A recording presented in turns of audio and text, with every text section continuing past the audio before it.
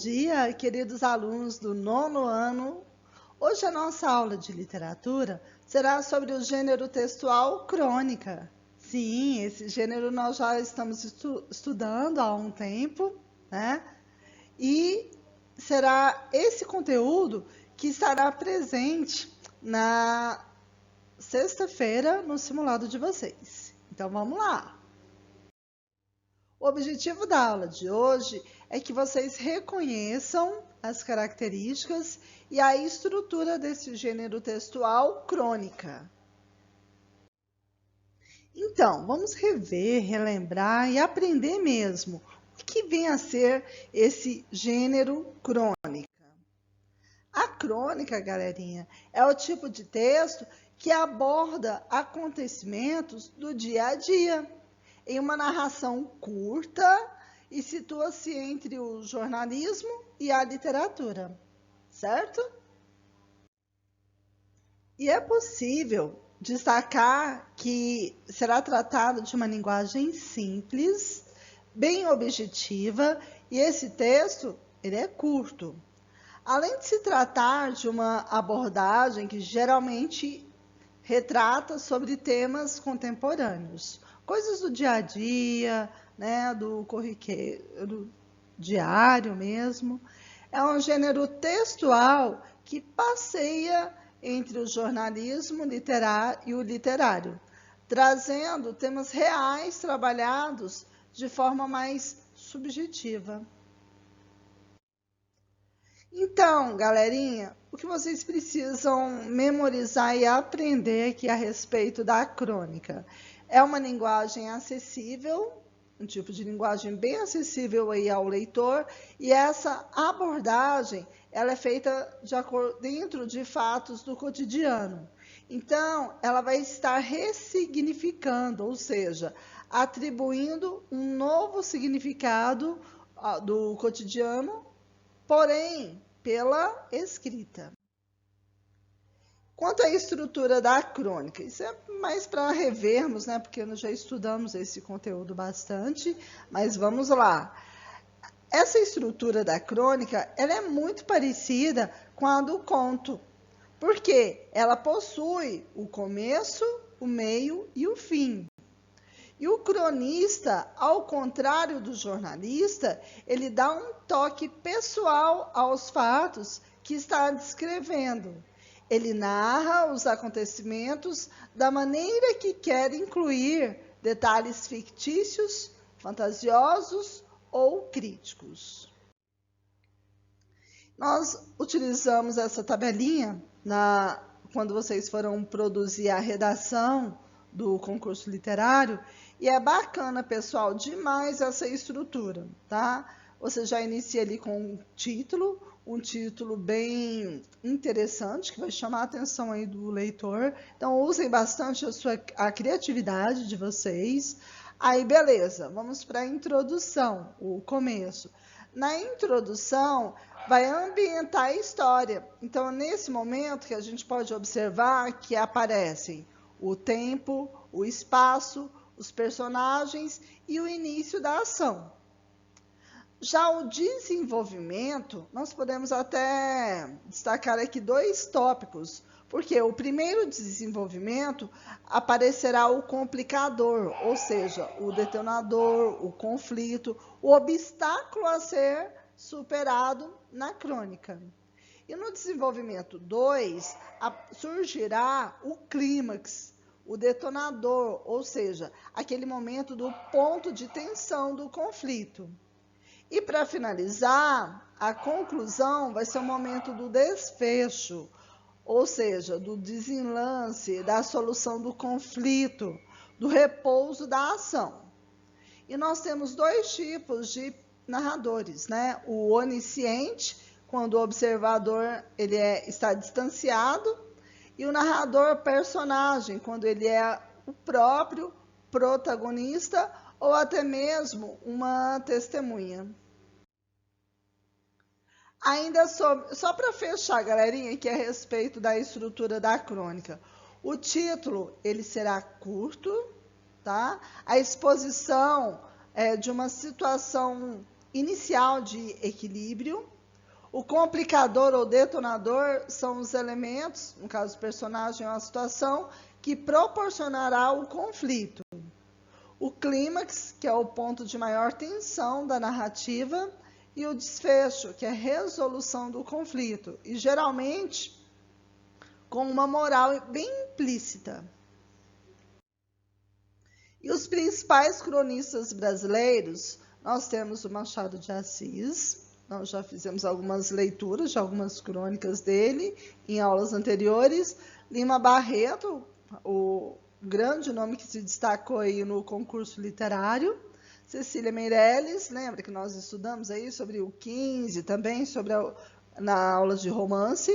Rubem Braga e Clarice Lispector. Então vamos fazer algumas atividades, pessoal, bem próximas do que já preparando vocês aí para o simulado de sexta-feira. Essa primeira atividade caiu no Enem, em 2008, que diz o seguinte: observem que temos aí uma crônica e virá algumas questões a respeito do gênero. São Paulo vai se recensear. O governo quer saber quantas pessoas governa. A indagação atingirá a fauna e a flora domesticadas. Bois, mulheres e algodoeiros serão reduzidos a números invertidos em estatísticas. O nome do censo entrará pelos bangalôs, pelas pensões, pelas casas de barro e de cimento armado, pelo sobradinho e pelo apartamento, pelo cortiço e pelo hotel, perguntando: quantos são aqui? Pergunta triste, de resto, o homem dirá: aqui havia mulheres e criancinhas. Agora, felizmente, só há pulgas e ratos. E outro: amigo, tenho aqui esta mulher, este papagaio, esta sogra e algumas baratas. Tome nota dos seus nomes, se quiser. Querendo levar todos, é favor. E outro: 2 cidadãos somos 2. Naturalmente, o Senhor não a vê, mas ela está aqui, está. A sua saudade jamais sairá de meu quarto e de meu peito. Rubem Braga. Então, vamos para os exercícios, o que pede esta questão. O fragmento acima, em que há referência a um fato sócio-histórico, o recenseamento apresenta característica marcante do gênero crônica ao. Então, vamos observar o que aqui pede mesmo é a respeito da característica marcante da crônica nesse texto. Letra A. Expressar o tema de forma abstrata, evocando imagens e buscando apresentar a ideia de uma coisa por meio de outra. B.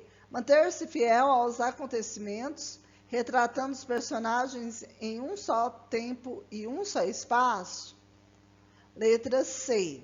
Contar história centrada na solução de um enigma, construindo os personagens psicologicamente e revelando-os pouco a pouco. Letra D. Evocar de maneira satírica a vida na cidade, visando transmitir ensinamentos práticos do cotidiano para manter as pessoas informadas. Ou letra E. Valer-se de tema do cotidiano como ponto de partida para a construção de texto que recebe tratamento estético. Acabamos de encontrar aí, né, no finalzinho, a nossa resposta. A letra E traz essa característica da crônica, que é de valer-se de tema cotidiano, guarda essa palavra, cotidiano, como ponto de partida para a construção de texto que recebe tratamento estético, trazendo aí a estrutura, né, da crônica. Questão de número 2. Considere as alternativas abaixo sobre o gênero crônica. Então, assim, vocês vão observar aqui o que está verdadeiro e o que está falso. Primeiro, a neutralidade, a isenção do cronista são fatores preponderantes para a realização de uma boa crônica. Segundo, a crônica é escrita para durar pouco. Daí advém o seu caráter efêmero e datado, bem como o interesse, muitas pessoas, momentâneo. Terceiro, Rubem Braga, ao contrário de Carlos Drummond de Andrade e Fernando Sabino, concentrou-se na obra da crônica. Então, pessoal, a questão de número 1 está... A primeira afirmativa está falsa, quando fala sobre essa neutralidade, a isenção da crônica como fatores preponderantes, né, para a realização da boa crônica, e as demais questões estão corretas. Então, está correta aí a letra D. A crônica é escrita para durar pouco, porque é um texto curto, né? Daí advém o seu caráter efêmero e datado, bem como o interesse, muitas vezes momentâneo. E também essa terceira afirmativa está correta. Rubem Braga, ao contrário de Carlos Drummond de Andrade e Fernando Sabino, concentrou sua obra na crônica. E os demais, eles abrangeram outros gêneros além da crônica. Observem bem essa crônica Mendigo. Eu estava diante de uma banca de jornais, na avenida, quando a mão do mendigo se estendeu. Dei-lhe uma nota tão suja e tão amassada quanto ele. Guardou-a no bolso, agradeceu com um seco obrigado e começou a ler as manchetes dos vespertinos. Depois me disse: não acredito um pingo em jornalistas. São muito mentirosos. Mas está certo, mentem para ganhar a vida. O importante é o homem ganhar a vida. O resto é besteira. Calou-se e continuou a ler as notícias eleitorais. O Brasil ainda não teve um governo que prestasse, nem rei, nem presidente. Tudo uma cambada só. Reconheceu algumas qualidades nessa ou naquela figura, aliás, com invulgar pertinência para um mendigo, mas isso queria dizer nada. O problema é o fundo da coisa. O caso é que o homem não presta. Ora, se o homem não presta, todos os futuros presidentes serão ruínas. A natureza humana é o que é de barro ordinário. Meu pai, por exemplo, foi um homem bastante bom, mas não deu certo ser bom durante muito tempo. Então ele virou ruim. Suspeitando de que não estivesse convencido de sua teoria, passou a demonstrar para mim que também era um sujeito ordinário como os outros. O senhor não vê? Estou aqui pedindo esmola, quando poderia estar trabalhando. Eu não tenho defeito físico nenhum, e até que não posso me queixar da saúde. Tirei do bolso uma nota de 50 e lhe ofereci pela sua franqueza. Muito obrigado, moço, mas não vá pensar que eu vou tirar o senhor da minha teoria. Vai me desculpar, mas o senhor também, no fundo, é igualzinho aos outros. Aliás, quer saber uma coisa? Houve um homem de fato bom. Chamava-se Jesus Cristo. Mas o senhor viu o que fizeram com ele? Parece. Vamos lá, então, para a interpretação do texto. Sobre a crônica, assinale a afirmativa correta. Então, nós temos aqui 5 afirmativas, porém apenas uma correta. Vamos lá. Letra A. Intenciona levar o leitor a refletir sobre a relação homem e qualidade de vida.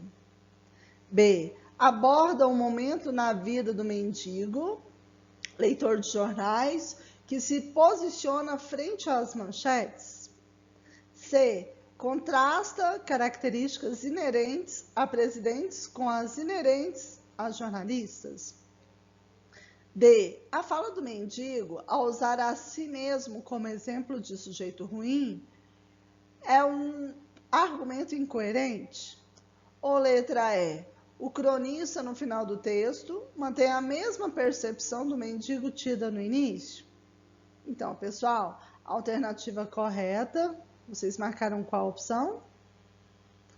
Parabéns, isso mesmo.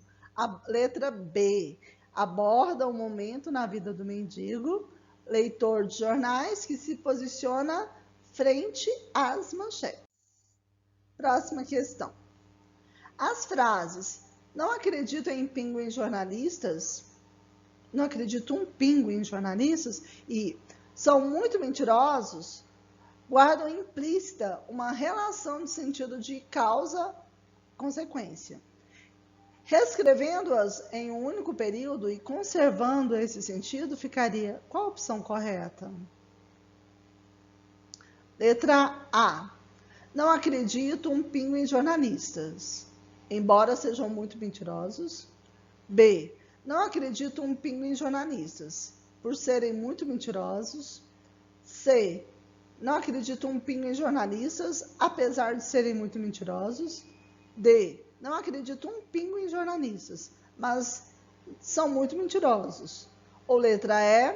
Não acredito um pingo em jornalistas, portanto, são muito mentirosos. Então, fazendo essa junção, né, dessas orações, transformando aí em apenas um período, a opção correta, de acordo com o texto, é a letra B. Não acredito um pingo em jornalistas por serem muito mentirosos. Questão de número 3. Assinale a alternativa que apresenta a mesma ideia contida no seguinte trecho.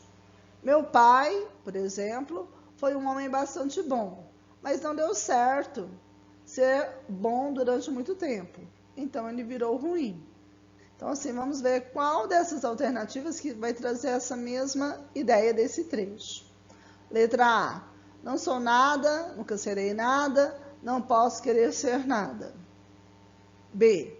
O homem que, nesta vida miserável, mora entre feras, sente inevitável necessidade de também ser fera.